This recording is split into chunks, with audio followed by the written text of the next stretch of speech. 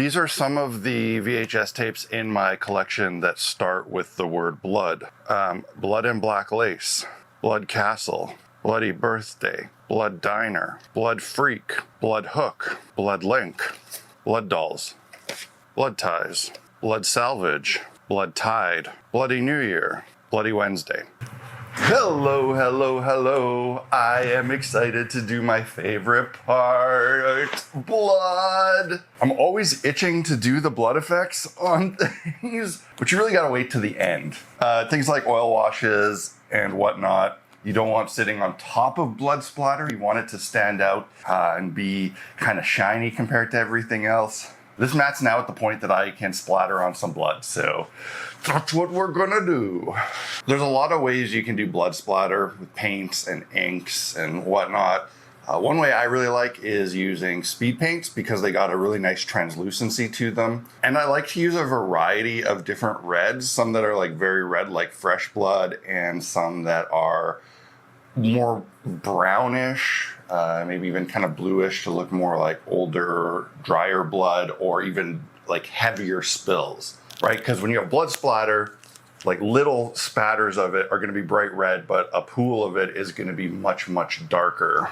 On their own, these dry pretty matte. So in order to get them a little bit shiny and actually looking different and wet on the board, I usually mix them with some gloss varnish. The gloss varnish I have is just in a very small bottle, and I'm going to use quite a bit here. So I kind of don't want to waste this. I'm going to try satin varnish. And this stuff is designed for airbrush, which means it's a lot thinner than this, which means it'll be easier to mix and splatter. I don't know if satin will be glossy enough, but I have a feeling it will be because right now this board is very, very matte and satin often is shinier than I want it to be. So I'm gonna try.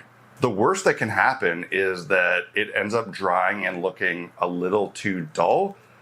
And if that's the case, I'll just do some more with gloss varnish on top and it will just look like blood at various stages of drying, which is totally cool.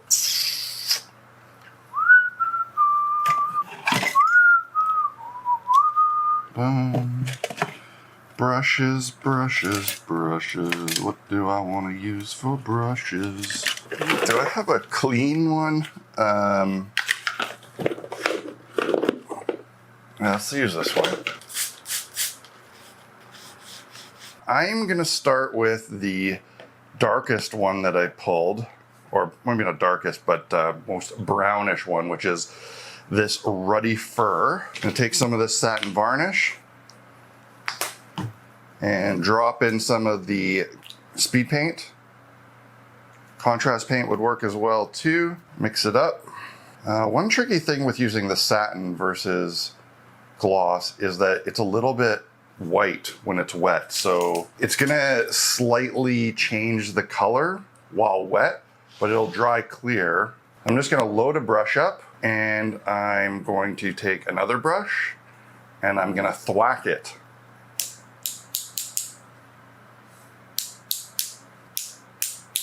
Let's add some Slaughter red.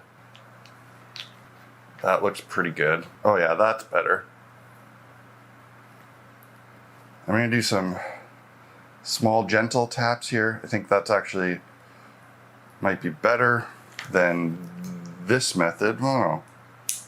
That both work just fine. But I want to make sure I go from different directions on this board. Like I want some that splatter this way and some this way and some this way. I don't think I need that. I think I can just do this. I feel like not many runners will make it to the finish line, so there probably isn't as much blood there, but the starting line, I think, will be a bloodbath.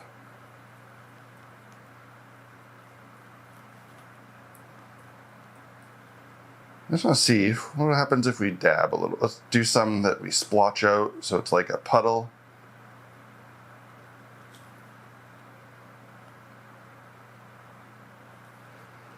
And then splatter around them.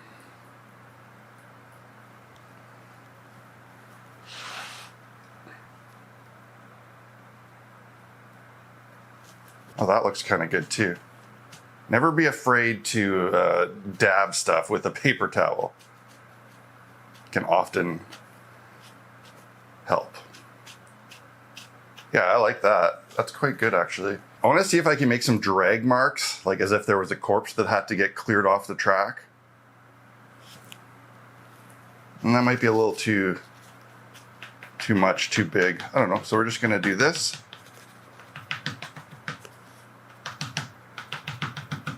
See, I didn't really like it, so we'll just do that. And that'll probably look okay once dried. I'm going to mix back in a bit more of this ruddy fur to make it a bit darker now. Get some darker splotches. Yeah, that's nice. It's like a nice, slightly darker, more brownish contrasting blood splatter. Now at this point I'm probably already like way overdoing it, but I can't help myself.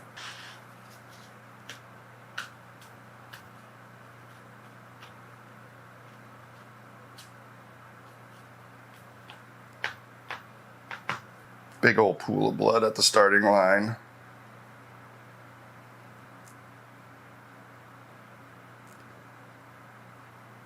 Lots of runners don't make it past this point, right?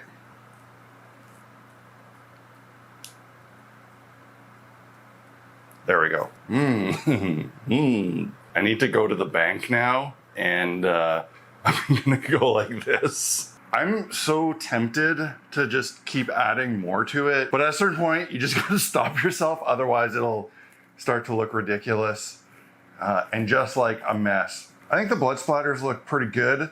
I especially like the big puddles. And I think that the satin varnish is just enough gloss. Might actually be better than a full gloss. Lots of people suggested that I put tire tracks on this, and while that would make sense for most roads, if you're making this for like gas lines or something, that would be a must. This is for a Running Man style game.